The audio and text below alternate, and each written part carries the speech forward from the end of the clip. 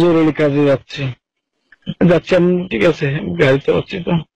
আপনার কান্না তো যায়।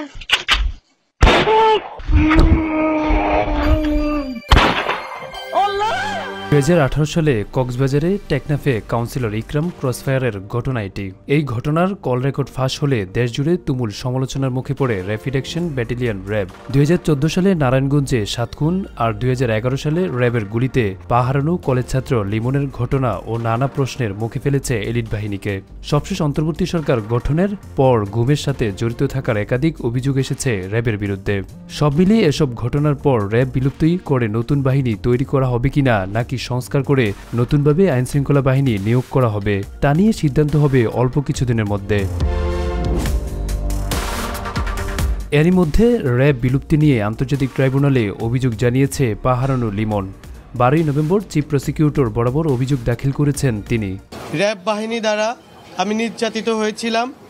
নির্যাতন হওয়ার এক পর্যায়ে আমাকে শার্টের কলার ধরে আমার পায়ে অস্ত্র থেকে গুলি করেন। পরিচ্ছন্ন বাহিনী হিসেবে ঘুরে দাঁড়ানোর উদ্যোগ নিয়েছে elite force rapid action battalion.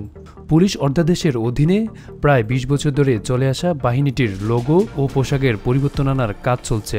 পাশাপাশি বাহিনীর কার্যক্রম নিয়ন্ত্রণে আইনও প্রণয়ন করা হবে। র্যাবের সংশ্লিষ্ট সূত্রে এসব তথ্য জানা গেছে।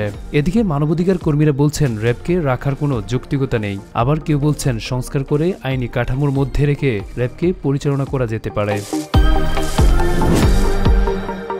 বিএনপির ক্ষমতায় থাকাকালে 2004 সালে গঠন করা হয় এলিট ফোর্স র্যাব।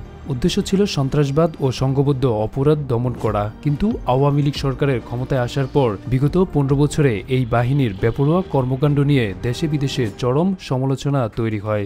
গুম, বিচার বহির্ভূত হত্যাকাণ্ড সহ নানা অভিযোগ উঠেছে বাহিনীটির বিরুদ্ধে। এই অবস্থায় 2021 সালে মার্কিন যুক্তরাষ্ট্র র্যাবের শীর্ষ কর্মকর্তাদের বিরুদ্ধে নিষেধাজ্ঞা আরোপ করেছে। গত 27 আগস্ট গুম সংক্রান্ত কমিশন গঠন করে সরকার। এই কমিশনের কাছে 2009 সালে 6 জানুয়ারি থেকে 2024 সালের 5 আগস্ট পর্যন্ত গুমের ঘটনায় একাধিক অভিযোগ এসেছে র্যাবকে নিয়ে। 15 অক্টোবর থেকে 30 অক্টোবর পর্যন্ত কমিশনে 1600 গুমের অভিযোগ জানিয়েছে ভুক্তভোগীরা। তার মধ্যে 172টি গুমের অভিযোগে র্যাবের সত্যতা পাওয়া গিয়েছে।